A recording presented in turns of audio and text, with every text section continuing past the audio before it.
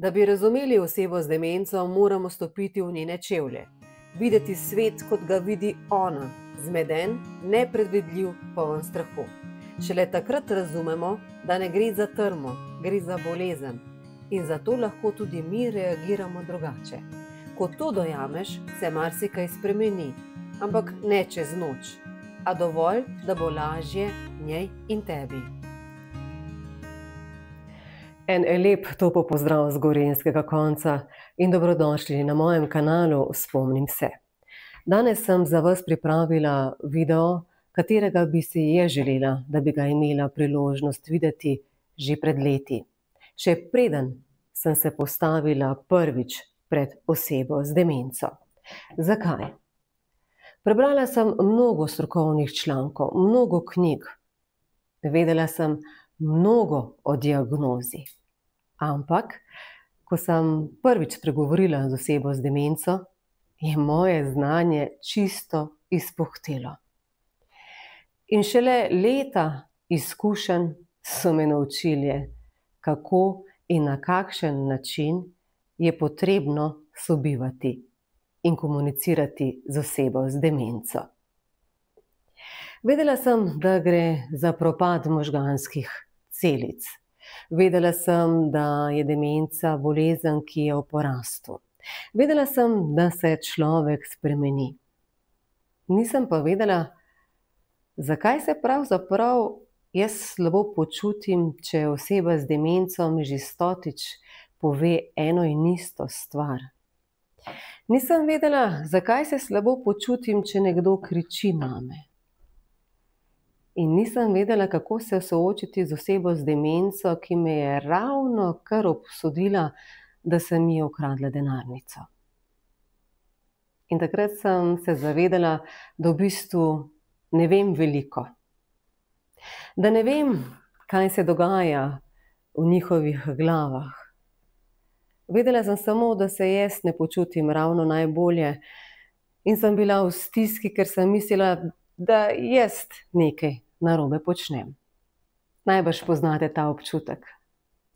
Doma imate mogoče mamo, ki je kdaj v preteklosti zakričala na vas. In če ima zdaj demenco in če zakriči na vas, sem prepričana, da vam pridejo nekateri občutki iz otroštva nazaj. In v tistem trenutku ne morete reagirati, kot bi se želeli. In v bistvu ne morete reagirati tako, kot bi morali z osebo z demenco. Zato, ker nosite svojo zgodbo. In kaj želim s tem videom vam pokazati?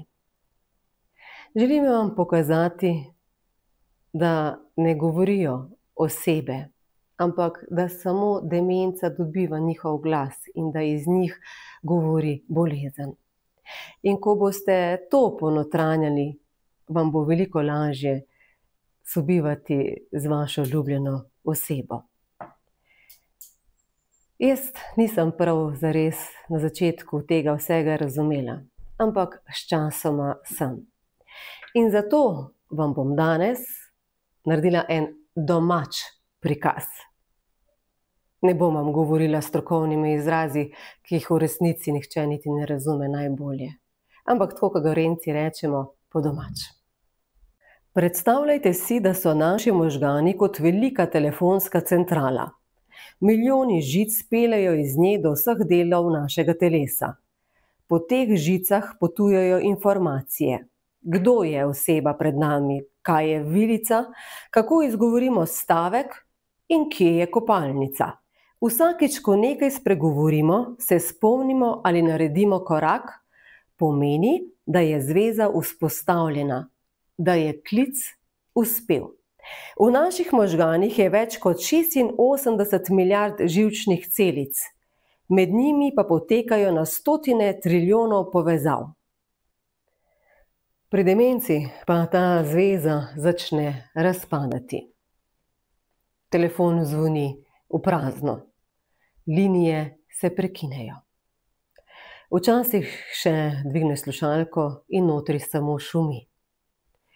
Včasih se sliši nek odmev, a ne razumeš, kaj ti nekdo želi povedati.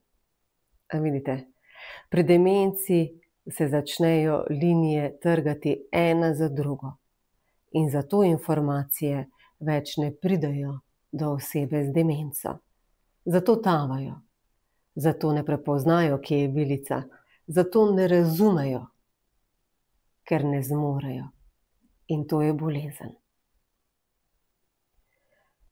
Tukaj pred vami sta dve sliki. Na levi strani zdravi možgani, polni povezav, nagubani, polni življenja. Na desni možgani osebe z Alzheimerjevo demenco. Manjši, udrti, polni praznin. To ni samo simbolika, to je realnost.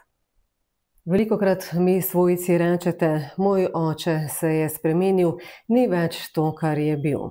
In žal, v veliki meri imate prav.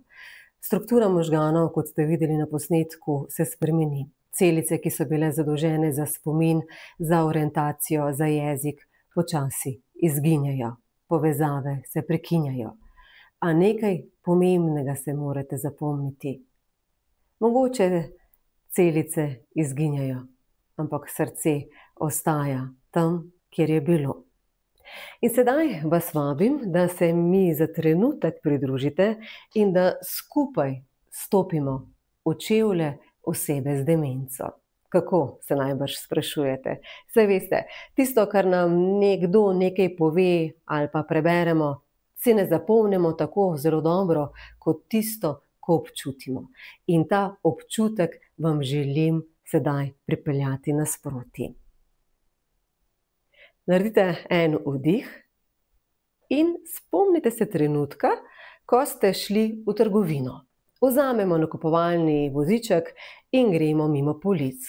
Vse lepo in prav, dokler nam prodajalke ne premešajo vseh polic.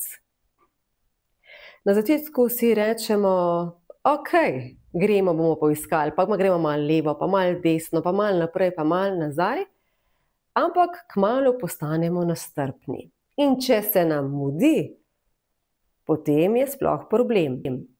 In mi znamo stopiti do prodajalke in jo prijazno vprašati, kje pa je moka, in seveda gospa prodajalka odgovori. Oseba z demenco pa tega ne more. V njenem svetu so te police vsak dan premešane. In koga imajo? Imajo vas, da jim pomagate, da ste njihov kažiput, da ste njihova varnost. Naslednjič, ko boste prišli v trgovino, se spomnite na ta videoposnetek. Naslednjič, ko vas bo oseba z demenco že petič nekaj vprašala in vi boste to poslušali še šestič. Ne boste rekli, lej, mama, to sem pa že res šestkrat že vprašala.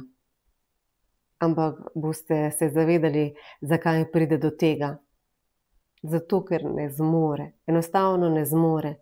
In ji boste prisluhnili na en drug način. In zato sedaj za vas pripravljam priročnik, v katerem boste našli vse pomembne informacije glede same bolezni. Tudi o pravicah, vaših pravicah in pravicah obolelih. Dobili boste odgovore na vprašanja, ki ste mi jih zastavili, in tudi na tista, ki še pridajo v moj inbox. Vedite, ko boste znali reagirati, boste lažje zadihali. Ne boste več v obrambi, ampak boste človeka začutili. Včasih ne pomaga razlaga, nikakor ne pomaga, da jim mi ponujamo naš realni svet. Ampak pomaga dotik in topel pogled.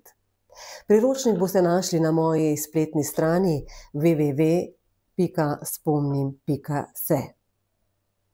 Spomnim se jaz na vse tiste, ki so pozabili. In spomnim se tudi na vas, ki ne morete pozabiti.